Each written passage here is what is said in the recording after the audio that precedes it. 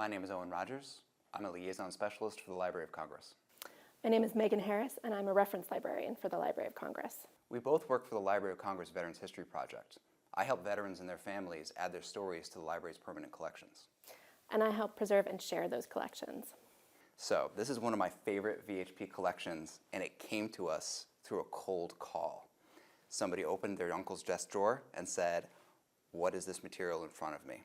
Yeah, for sure, Owen. So these are 3 items from the John Stavast collection, which is part of the Veterans History Project archive here at the library. John Stavast was a pilot who served in both World War II and Vietnam. And in September of 1967, he was flying a combat mission over North Vietnam when he was shot down. He spent the next 5.5 years as a prisoner of war in captivity. Much of it was at the Wa Lo prison, which is also known as the infamous Hanoi Hilton prison.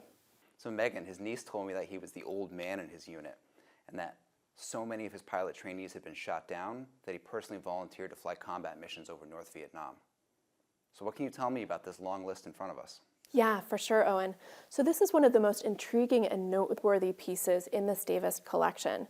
It's a handwritten roster that was written on prison-issued toilet paper that Stavast kept while he was incarcerated. And you can see that he notated each of the individual POWs as they came into the POW camp, the kind of aircraft that they were flying, and the date that they were shot down.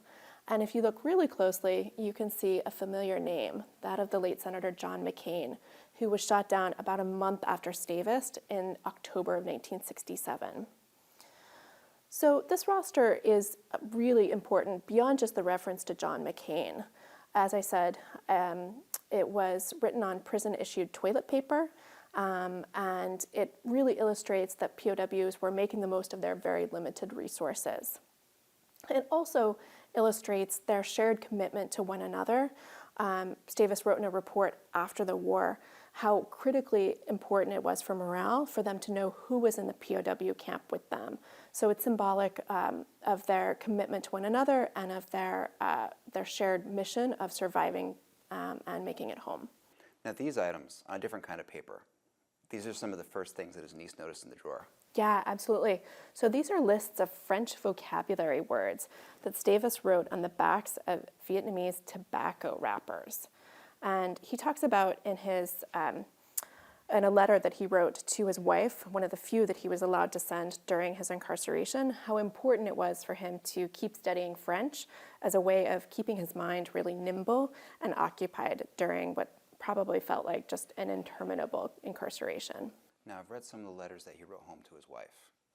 He talks about family. He talks about the future. What happened to John Stavast? Did he survive the war? He did survive the war.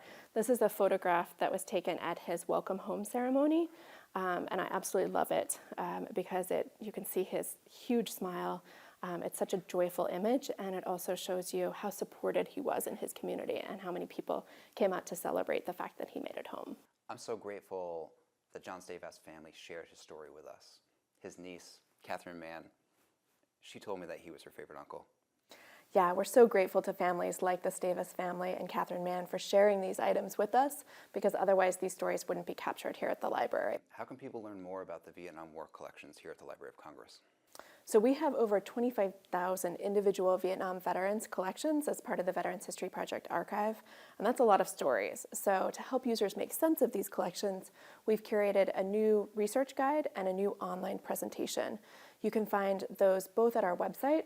The website address is on the screen now, and we can't wait for you to check out our website and learn more about our collections and how to participate in the Veterans History Project. Thank you so much.